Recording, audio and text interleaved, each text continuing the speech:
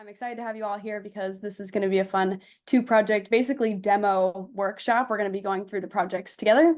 I've practiced them once, essentially, to keep myself in the realm of a newbie participant, but feel free to ask questions and tell me what it's looking like from your end if you're having questions about them. We'll talk about the projects first, and then we'll go into it. So once again, welcome, SciStarter Live. This is in appreciation of Orca Day. So we're becoming whale sound sleuths to contribute to marine conservation. So whale sound sleuths, and also we'll be looking at images of whales too, not just listening to the sounds. So welcome everyone, and let's get started. So another participatory part of this, we want to know what's your favorite whale species. Now we have a poll for this. If you have difficulty with it, you can also write it in the chat, but the poll should come up in a second. What is your favorite whale species? So we're talking, I can't think of any right now. Orcas, belugas, blue whales, humpback whales. Do dolphins count? I think dolphins count. Beluga! I totally agree, Abigail. I love belugas too. Oh, wait. Is our poll not working, Roland? I don't know if it's working. Blue. Oh, there it is. Okay. So I can't see it properly from my end since I'm one of the co-hosts. So it'll be hopefully asking you to write down the answer. So if you already answered in the chat, feel free to answer it again because I want to see what this looks like too. We got like 62% of you participating. I'll give you another minute.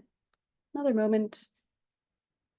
All right, 10 seconds. 10, 9, 8, 7, 6, 5, 4, 3, last call, 2, 1. All right, let's see what the answers are. Awesome. Okay, so view details is going to send me somewhere. Oh no, I just get to see it. Awesome. Okay, well that shows email, so I'm going to go ahead and close out of that. All right, well, that's cool. Roland, if you can click on it and tell us what the answers are, I would love to see, love to hear it, because I'm not going to show their emails on screen. But we do have blue whale and beluga in the chat so far. Yeah, so just 1 second. It's funny that doesn't let you see it. That's good to know. Bummer. Share results. If I hit share results, you just see that everyone answered. So, not sure how helpful that is. Yeah. What other whales were mentioned? Oh, in the chat. Okay. We got blue whale, right whale, orca, killer whale. So 2 for orca/killer whales, and right whale. Right whales. Which one are right whales? Right whales. Ooh, cool. Northern. Oh, they look very grouchy, almost like a cartoon. I love it. Why do you like them, I wonder? If you have thoughts on why right whale was your answer, feel free to tell me in the chat. I'm curious. All right, one more question, then we'll get to learning other things. So whales are all over pop culture. Roland and I were just considering all the different movies or books that are about whales and how there's a few that are very obvious, but we want to know what your favorite whale stories are. So if you have any thoughts on what your favorite whale stories are, even if it's a like fiction, nonfiction, doesn't matter what it is, my automatic answer is Moby Dick, because that's the only one I could think of at the time. So Moby Dick, or the other one we remembered was Pinocchio. And those are my 2 examples, unless there's one that's a documentary that I am ashamed to say that I don't remember the name of it, but it was about orcas. Oh man, yeah, I don't remember. All right, 5 more seconds. 5, 4, 3, 2, 1, and 0. Awesome. We'll go to end that poll. Do you want to look at those answers for me so it doesn't show up? Yes. Right whales are being monitored on the Atlantic, and boats are being regulated for disrupting wild calls during migration. Oh, wow. That's awesome. Okay, cool. So in the Atlantic, they are migrating right now, I assume. Yeah, that's very cool. I didn't see a project that was related to that, so I'm assuming they're not using citizen scientists, but that's very cool. So very nice. And our answers, favorite whale stories, we got Jonah, saw them in Antarctica, like you literally saw them in Antarctica, possibly. Star Trek: The Voyage Home, what? Wait. Okay, these are actually great answers. I love this.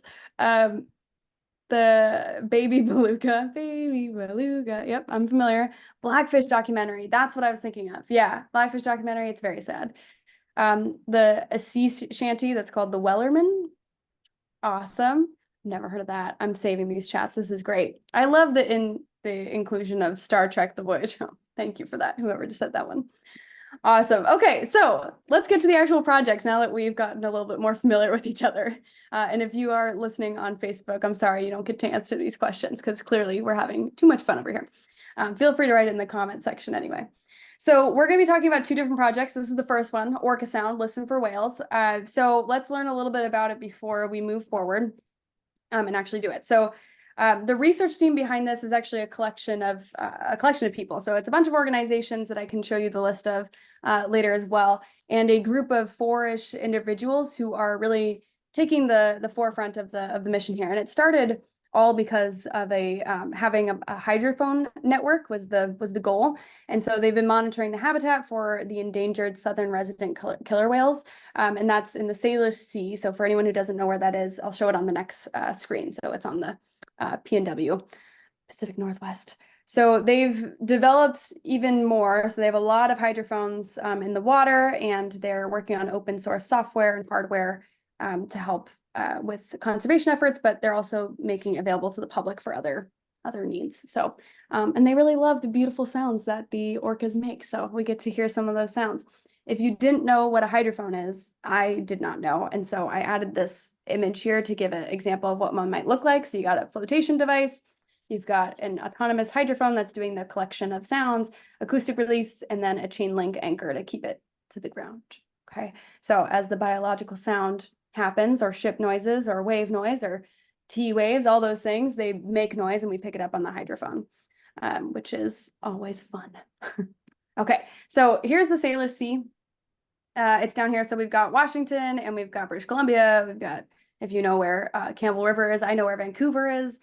So that area, this is where the hydrophones are around the Salish Sea. So we can learn more about that area. So the whole point of this is marine conservation. So when we report different sounds from hearing whales underwater, that means that we can help monitor where these whales are and hopefully help the endangered southern resident killer whales.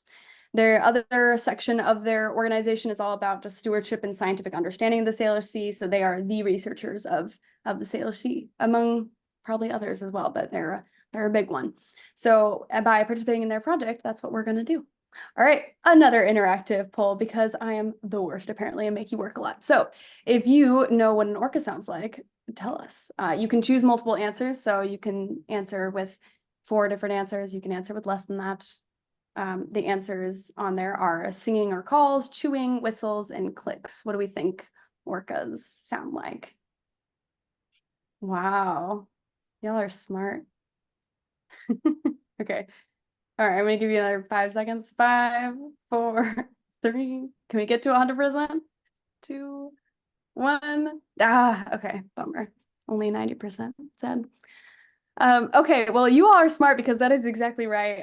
You wrote singing and calls, whistles, and clicks. You all agreed on those, or not all of you, but you generally agreed on those ones, and chewing was ignored as an answer, which is true. The chewing is not one of the calls we're looking, or one of the noises we're looking for. It's not one that we hear from the orcas. So, well done. You guys saw right through my scam. Awesome. Okay, cool. So let's learn how to do it.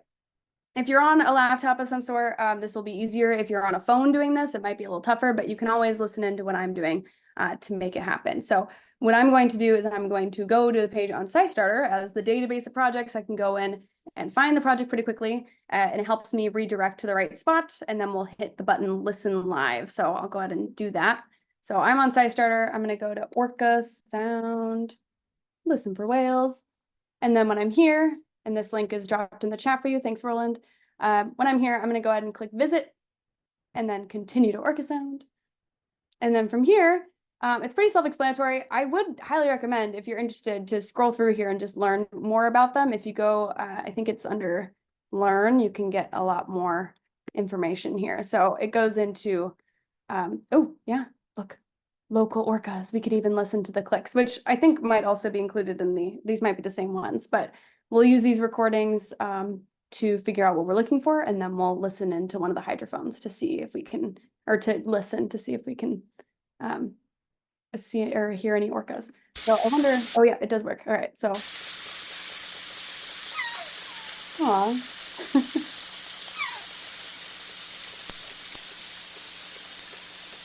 All right, so now think to yourself, could you hear it? Did Emma share the sound properly? And also, did did you hear the parts that you need to hear? So the calls are what we're looking for there. So the little squeaky-ish noises are that. There's also 6 seconds of clicks. Whoa. Awesome. Okay, so we got that one, and then we've got whistles.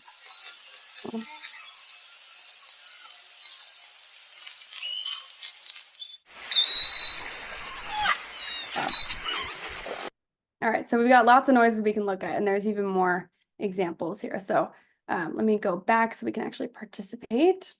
All right, so listen live.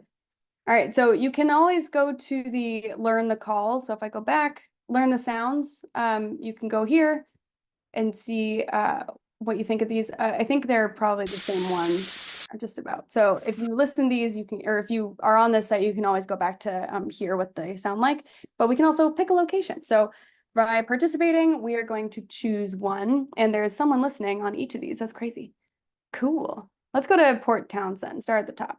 So that means you're right here. And from here, it just starts playing noise. And whenever I hear a sound that might relate to the clicks or the calls or the whistles, that's when I'll hit a button that shows up here when it's playing that says report. And so I'm going to go ahead and play again so we can see that. Report sound right there. Now I'm going to be in awkward silence for the next few seconds to see if we can catch anything. So if you're listening in, listen closely. And if you hear anything, drop a line in the chat and say, I hear it, because then I'll know to stop, or I'll stop us if I hear it too. And I'm listening for the clicks, the whistles, or the calls.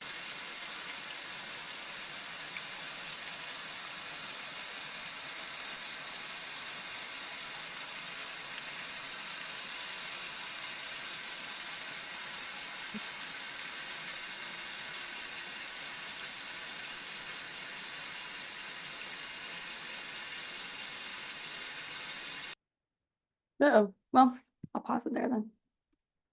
Well, I didn't hear anything so far. Do we agree? Hope we agree, unless I'm missing something. I do find that some of these are a little tricky because they give us like the easiest ones to hear in the examples, but sometimes it's harder. Like if it sounds like boat noise, that's tough too. Let me go back to listen and click on a different one.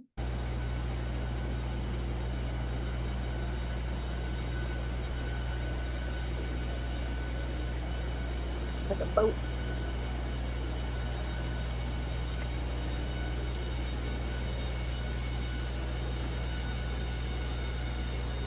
Did anyone else hear a click? I might be crazy. Crystal, by the way, you can, you're sending messages to hosts and panelists. If you want to change that to everyone, you're welcome to. Goes for anyone who's sending a message in here, you're welcome to send it to everyone instead. I'm going to click it again. I might have just been hearing things. Clicks, I think, are a tough one just because a lot of things make click noises.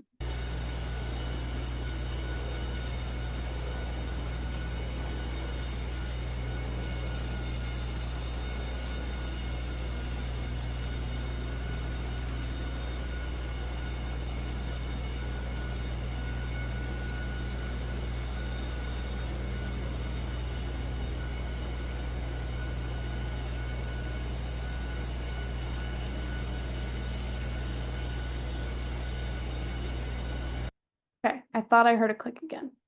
Does anybody else hear? Roland, can you hear what I'm hearing?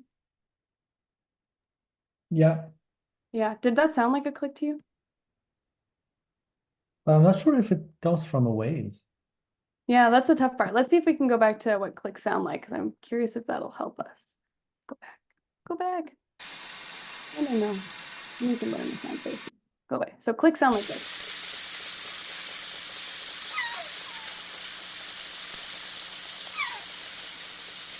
I had clicks and calls in it, which the clicks sound almost like, honestly, that's insane that they could make that noise. But because they're making that sound, I'm wondering if they have to be like multiple. All right, so Kiana, you didn't hear any. So I'm wondering if it's because I hear like one instance, that might be something else. But if it's a bunch in a row, maybe it's more related to a click. So I might just be hearing things. Let's go to a different location. Funny enough, though, in my first time trying this, I heard something immediately and was able to report. So if we can't hear anything, I'll hit report anyway, just so we can see what it looks like to actually report something, and then we'll switch back because we have another project to do too. Awesome. Now we're over here.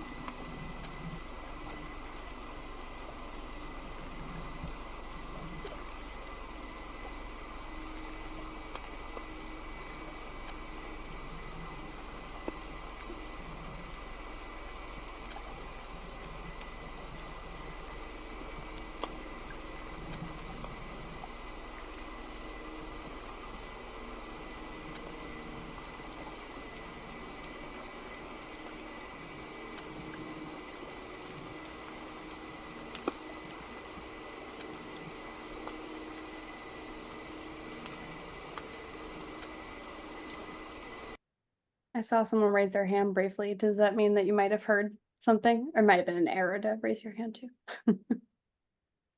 It sounds almost like water lapping. All right, so I'm gonna hit go and then hit report sound just so you all can see what that looks like. So report sound. Okay, well, you're gonna have to. So when you report sound, you can specify other things. So you either hear a vessel, you can hear a whale. I'm gonna hit other just so you can see what it looks like. Water lapping. Question mark, because I'm not sure the bill see that. All right, so let's look at the reports then. All right, cutting this down for a bit. All right, so yeah, okay, so people will do loud whoosh of hopefully an orca running by. Just a weird clock ticking noise. Interesting. So people will write in their commentary about what they hear too, to help us understand what we're hearing. Seagull, apparently. And there's a lot. So if you hear anything, then you just go ahead and hit yes. So it's a pretty quick, easy process, which is nice. Okay. Had any of you in this group that's online with us, if any of you have done this project before, if you have any thoughts towards like ways to like what has helped you in doing the project, feel free to share it too. I'm gonna move us back to my PowerPoint though, so we can look at the second project so we can stay on time. And the second project, we'll be able to see some things, I bet. Okay. Oh, something in the Q&A. Will there be a way to rewatch the beginning? Oh, yes. So we're recording this, so it'll be on YouTube afterwards. So not to worry. We'll make sure that link is in our in the registration. If you registered, then you'll receive the email with all the details. Yeah. Live. I'm done. Cool. All right. So let's look at another project. So now that you know how to do that, that's awesome. You'll have these slides to look at later. Belugas are my favorite because they're just so silly.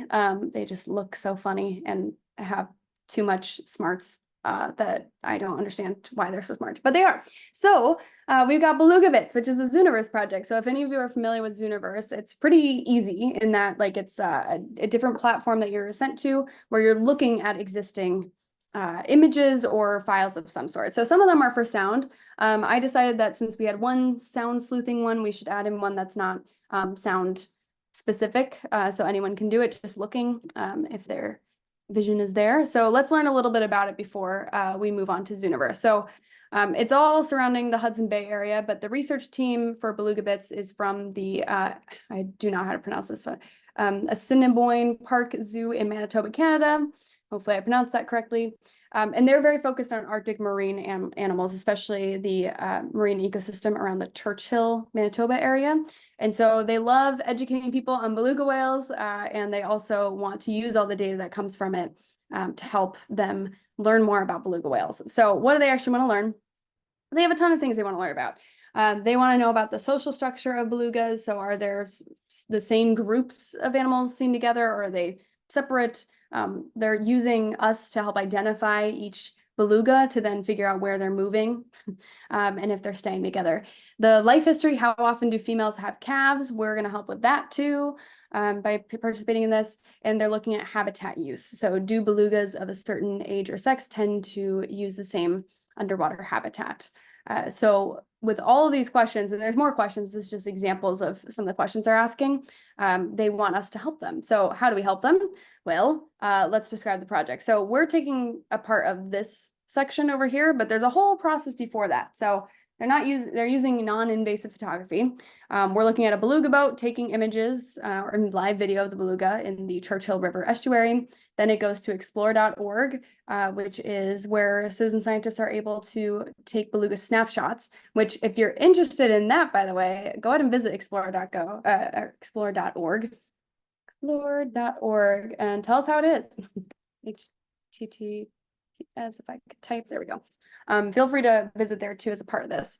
So once it's through there, the snapshots that are taken, those are what's uploaded to Zooniverse. So we're looking at where people already saw belugas, and we're helping filter and classify that information. So we're looking at how many belugas are in the snapshot, what sex is the beluga, how old are they, do the belugas have any distinguishing marks that can identify across different groups, etc. Now, I will say the protocol we're working on today is considerably simple in comparison to some of these.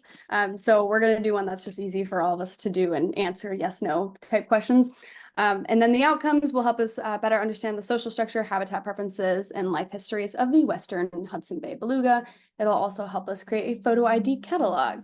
So they'll be looking at a catalog of, oh, this is Frank the beluga. Oh, this is that other beluga that doesn't have a name yet, etc. So, so pretty fun times. I would love to have a catalog of belugas.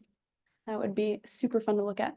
All right, before we move on, I am curious. Do any of you know what makes the beluga anatomy different from other species of whale?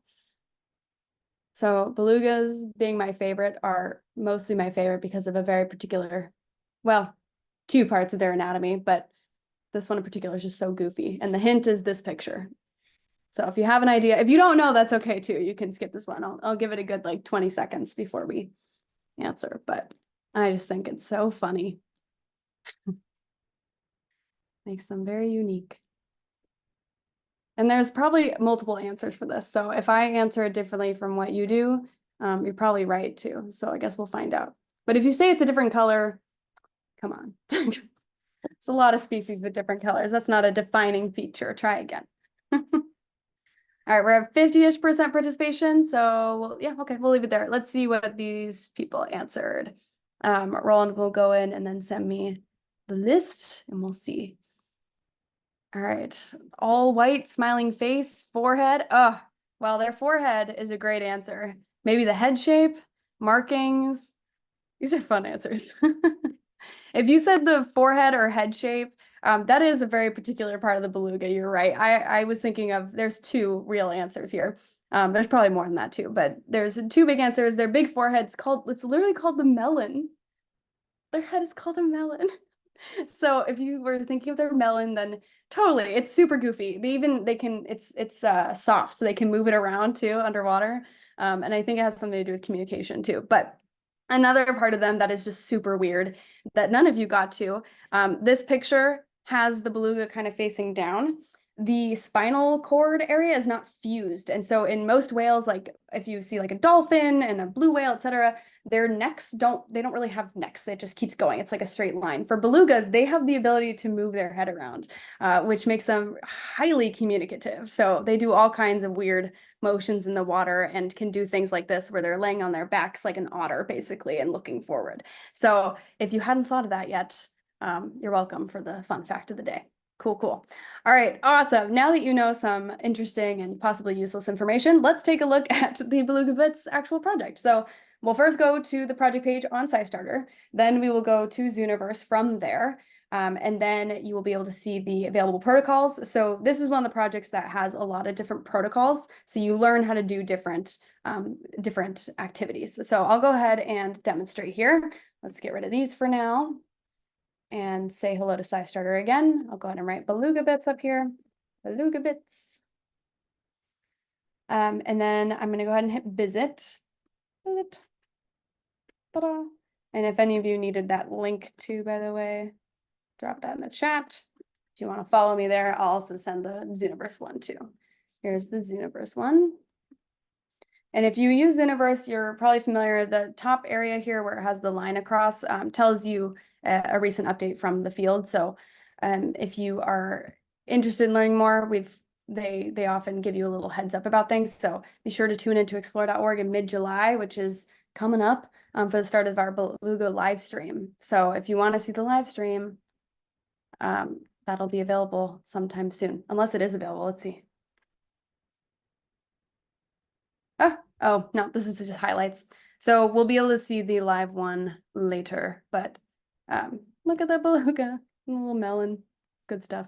Okay, all right, so back to this project. So there are a lot of different protocols that will show up here on occasion.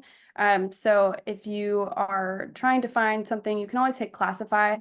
For this group, this one is looking at, oh wait, no, let's go back. I want to do the beluga body one. Beluga bodies. So we're looking at this one because it's a particularly easy one.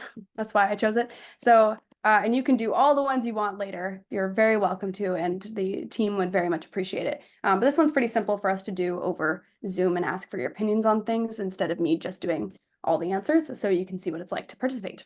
So we have extracted individual images of beluga from the larger group photos, and now we would like to start asking questions about these individuals. Continue.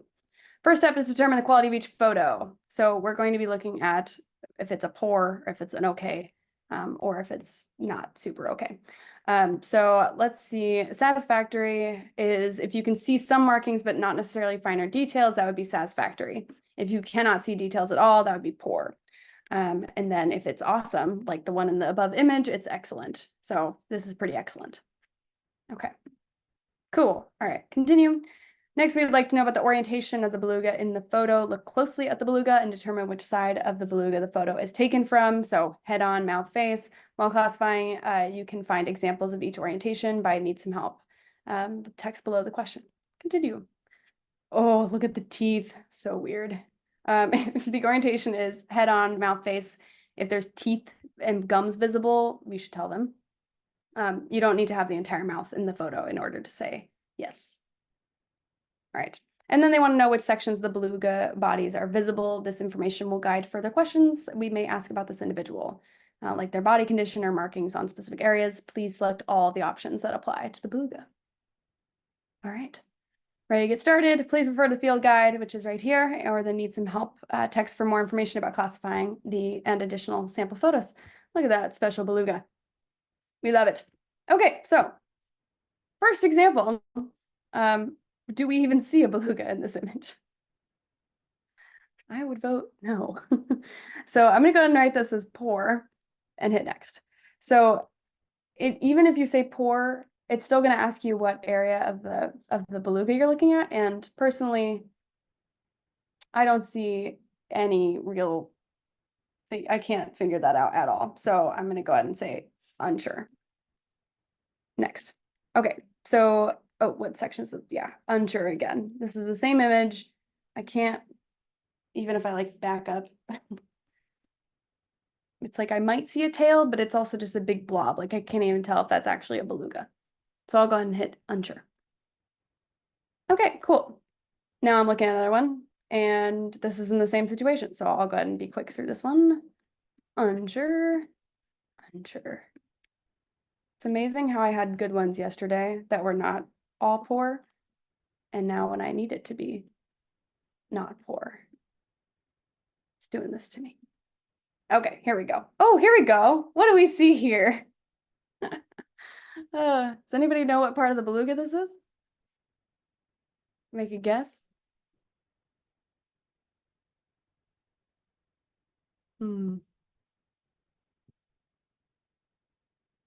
It's squishy head. Yeah, Roland, I totally agree. It looks like it's a giant smile, potentially. Yeah, I'm gonna go ahead and hit satisfactory because it doesn't really, yeah, it totally looks like he's smiling and taking a selfie. Yeah, that's adorable. I would say, so it's still not super defined, but at least we can see a smile. So I'm gonna hit satisfactory as like a, oh yeah, I can see-ish. What part or orientation? We're looking at the head-on, mouth face. Totally. And then next, can you see the beluga's teeth and or gums? Can we see any of that? I don't think so. No, I'm gonna vote no. All right, cool. All right, we got one. That's good. Oh, which section is the body? Head. All right, so here's where we got to be a little bit more careful though, right? Because this looks like a fin to me. Does this look like a fin to anyone else in the far left? Maybe. Yes, all right. All right, I got a 1 yes for that. So I'm gonna count that as 2 equals good brain. Good brain situation. So, oh wait, yes. Head and pectoral fin. Done. All right. Oh, what a bummer. Almost visible. I'm gonna go with poor for this one. Poor and go quickly. Because I can't, yeah, I can't even tell. Can anyone tell what side or orientation this is? It could be like underside maybe, but it's still, yeah. Unless anyone's sure, I'm gonna go ahead and hit unsure. Okay, cool. Unsure, done. Ah, another poor one, rude. Okay, I'll have to show you all some examples of past photos then. Okay, what are we looking at here? But you know what part of the body this is? I feel like it's still poor because you can't actually find any distinguishing features, but I do agree with you. Yes, I think it is tail as well. So I'm gonna go tail only because we can decipher that, but just the tail. Okay. It's like they're just coming up too close to the camera. Maybe they are really social with the cameras. You never know. They're just like, oh, hey, what is this? I don't know. Let's go poke around. I see a fin, but it's not a good picture still. What should we label this? What part or orientation of the focal whale is most in view? Christine says side. Yeah, I think I agree with you, except for I was worried this might be the face, but it's just too hard to see. So I'm gonna agree with you. Can I pick multiple? No, I can't. Nope. All right, Christine, you are the expert here in this case. And I do see a fin. What sections of the body can you see in this photo? Maybe I'll hit body as well. Can I hit also unsure? I don't know if that's helpful. Maybe I won't do that. Body, pectoral fin. Anything else I should hit here? Because it could be the head. Maybe I should say unsure. Any particular opinions? We could invert the colors. Oh, we can't actually. Sometimes you can. I can heart it. But that's only on mine. Only on mine. All right, I'll go ahead and hit done for that one. All right. Oh boy. Oh, I do not see any eyes if it was the head. Yeah, I didn't either. It might have been like really just past the head, right? Because it didn't look like anything was neck-like either, and they have kind of a squishier sides, but next to their neck. This looks like a blowhole. I can't tell. Yeah, it's just a poor quality image. Okay. Unsure. Could be a blowhole, but I'm not sure. Oh, no. Okay. Once I do this one, if we don't have a good one for the next one, I'll switch to a different protocol. Or I'll show you. Oh, this is okay. It's not really a great image, but it does have some. So let's see. Talking about, no, that's not what I wanted. Tutorial. Let me go back to, all right. So if it's see finer details, so I can see finer details there, that's excellent. If you can see some markings, but not necessarily finer details, that would be satisfactory. If you can't see details. So I don't think we can see details on this. Like we can see the outline, but there's no markings, and they generally have a few markings. So I'm gonna go with 4. And it looks like it's I think it's the top. So spinal view. And maybe the side, or maybe the side. What do we think, backside or side? It's like kind of turned in space. Any opinions? Backside. All right, Joseph says backside, and so does, and I apologize, name was Anamiki. Is that how you pronounce your name? I very much guessed. I'm sorry. Okay. Okay, we'll go with backside. I agree. We can see the body. I don't see any pectoral fins. We can sort of see, thank you. I can sort of see the tail. So I'll leave it there. Okay, cool. You all are being very helpful. All right, that's a pretty bad one. So we're gonna go to talk. So if you've never done anything through Zooniverse before, one of the best parts about it is that there is a talk feature. And so if you are confused about any of the project or images that you're looking at, you can hit done and talk at any point and actually comment on the image you did and write about like, oh, I'm confused by this one because X, Y, Z. And there are some really great things that will come up in this, like mother and calf as a tag, and you can see them in pictures. So if you're ever just in the mood to look at some fun beluga pictures, this is a good one to go to. Mother and calf. So you can see the little baby calf and the moms, and see just like the type of images you have. It's also good for like practicing for when you work on it later, because you'll be like, well, how do I figure out this and that? Maybe I'll have better luck if I look at examples of where it was marked at, or how it was marked in a previous one. I would score this one as a calf as it still has the dark coloration. So the calves are like darker. They've got a little darker situation because they're molting. Bit larger, so it could be a yearling. Wow, people are so smart. Underside of the beluga. Yeah, and you can look at some fun images. That's adorable, honestly. I took the image for this for the beluga whale, or for the beluga bits on SciStarter, is a screenshot from one of these awesome pictures. So it's a good one. Let me see if there's another one. Arctic comb, mom and calf, selfie. Yes, please. Yes. I love these. Look at that one. It's too close. You can't even really. Oh, you gotta wonder what it's like to be a beluga and seeing these cameras and be like, hey, what's up? What's going on? What's happening? Scars. Oh yeah, they look a lot at so they're looking at the markings a ton and the scars because that'll help them determine what's going on with the beluga too, like what's happening over time, and to identify them over various years. Man, these are some great selfies. Some great selfies. Wow. They just look like they're made out of Play-Doh.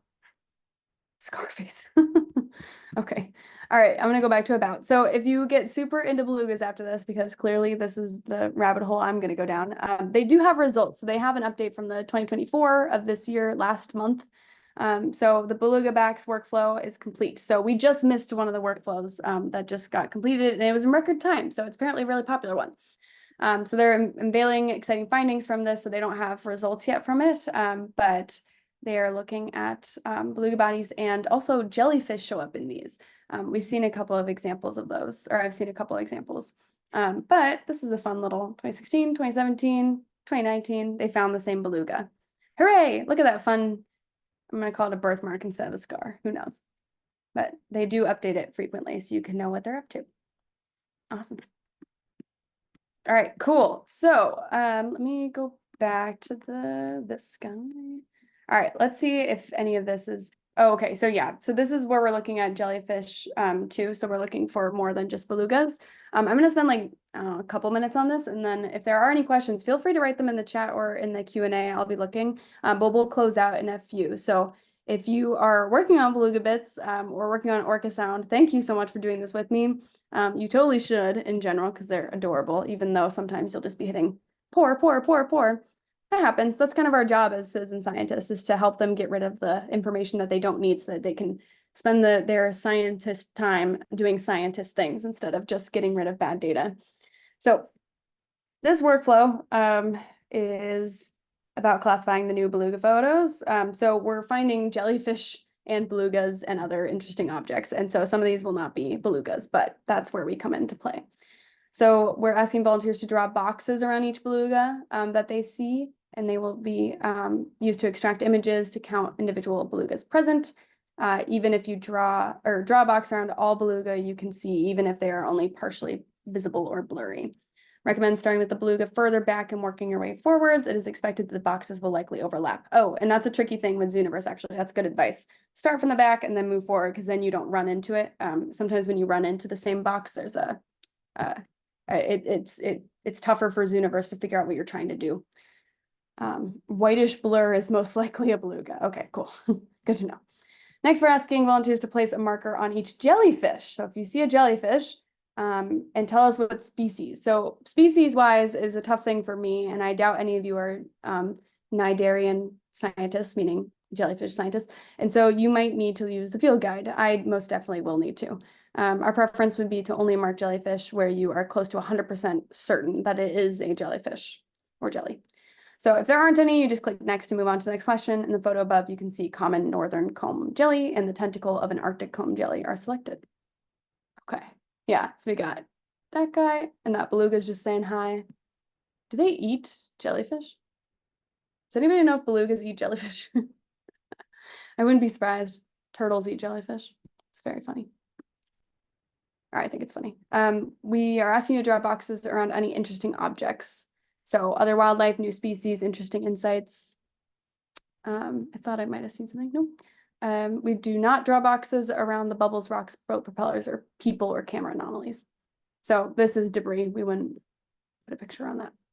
Okay, cool. Oh yeah, we might see some cool people, but we don't really need to take a part of it. Okay, let's go. Are there beluga, jellyfish, or jellies in this photo? I would say yes to a beluga. So I'm going to say yes. Beluga. And then I have to draw it. So draw a rectangle around the all beluga in this photo. So I'm going to try to do that right now. Drag it down. I can't twist it, which is kind of a bummer, but that's okay.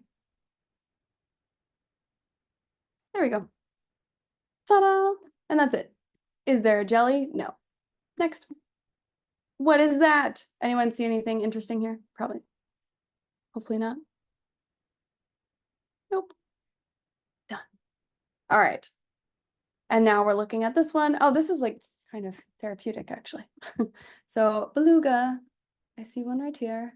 Oh, I want to go for the ones farther back. So I see this weird, I mean, there's 3 of them there definitely, but it's definitely in a weird spot. So they do overlap, exhibit A.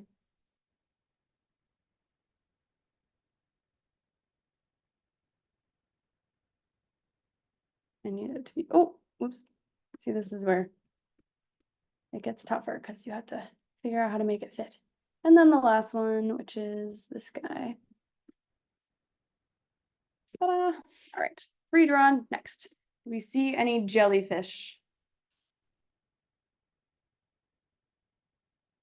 I don't see it. I feel like Dora sometimes. Do you see it?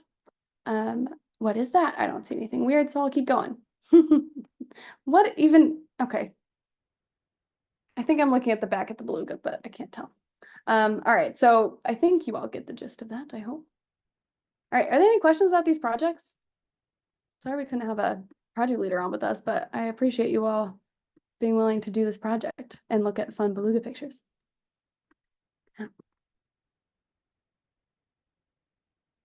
No questions? That either means that I did my job or you don't trust me to answer. No. Or you'll figure it out. Okay, cool. All right, well, in that case then, I'm gonna keep playing this, but in general, I'll close this out before I do that. So if anyone wants to go ahead of the hour, you are welcome to. So if you don't have any questions, cool, feel free to reach out to us. We're always welcome. We're always happy to answer questions about projects or lead you to the right people to answer your questions, like the project leaders. So feel free to use SciStarter for that purpose. If you are looking forward to more events, we have multiple events coming up. So we have on July 16th, we're requesting that you look into National Moth Week because we will, oh, yes, no worries. I'll address that in a second, actually.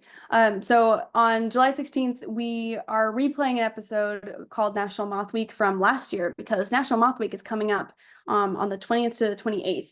And so while people are in that week, we want to be able to support you all with instructions on how to participate. So go ahead and watch that one when you're ready. It's also on our blog post, which I will type in there because it looks like Roland got pushed off on accident. Uh-oh, that's not good. So if you're looking for information on the next events, we have this lovely thing called the blog post that has all of our upcoming events. And so that'll be the most useful tool. It includes so today, where you registered. And then on the 16th, we have our National Moth Week, which is a recording. On July 23rd, we have an event called Get Hooked on History, Help Close Fishery Data Gaps with Historical Doc Photos. So Fish Story is a project that's also a Zooniverse project. They're going to join us and we're going to participate in their project and learn more about why they exist. So we'd love to have you on. And then on July 30th, Moth Week will have been over. And so we're going to go through the highlights and celebrate the lovely, mostly nocturnal wonders, considering some moths are diurnal. So we'll be excited to talk to them. If you do have any questions, our email is info@scistarter.org. I'll drop that in the chat at scistarter.org. And you can reach out to us anytime. I'm one of the people who answers those messages. So if you just want to say hi, feel free. I'm into it. I like to recommend the trainings, of course. I talked about them at the beginning, so feel free to look into those. It's at scistarter.org/training. And we have a ton of projects for you. So if you need anything from us, if you want to learn more, SciStarter's got a whole list of options for you. Otherwise, I'm excited that you all could make it to this one, and I look forward to seeing you again live version on July 23rd. So I hope you join us for that. We'll talk about fish, which are super fun, obviously. I'm a big fan. All right, I will let you all go about 10 minutes early, so enjoy the rest of your day.